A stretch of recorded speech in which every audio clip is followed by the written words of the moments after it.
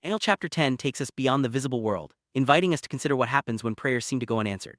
This chapter isn't focused on earthly events, but rather on the unseen spiritual realities that unfold when someone prays and waits for a response. It's as if a curtain is pulled back, revealing a hidden war that rages behind the scenes, especially when answers are delayed. The story is set during the third year of King Cyrus of Persia. Babylon has fallen, and while some Jews have returned home, Daniel remains behind. Now an old man, Daniel continues to be faithful and devoted in prayer, showing us that spiritual maturity never eliminates our need to seek God.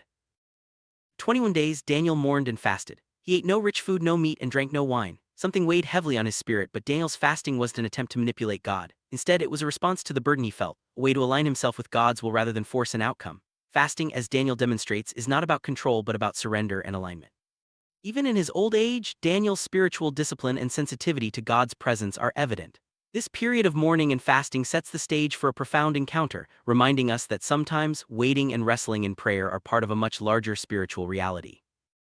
By the Tigris River, Daniel lifts his eyes and sees a vision that overwhelms him. A man clothed in linen with a belt of gold, eyes like fire, and a face shining like lightning. The voice he hears is like the sound of a multitude. The men with Daniel are so terrified that they flee, leaving Daniel standing alone. The sheer weight of this encounter drains Daniel's strength and he falls face down to the ground. This moment is described as the weight of glory, a powerful reminder that the closer God reveals himself, the more aware we become of our own weakness. Daniel's experience shows us that spiritual encounters can be both awe-inspiring and humbling, drawing us deeper into dependence on God.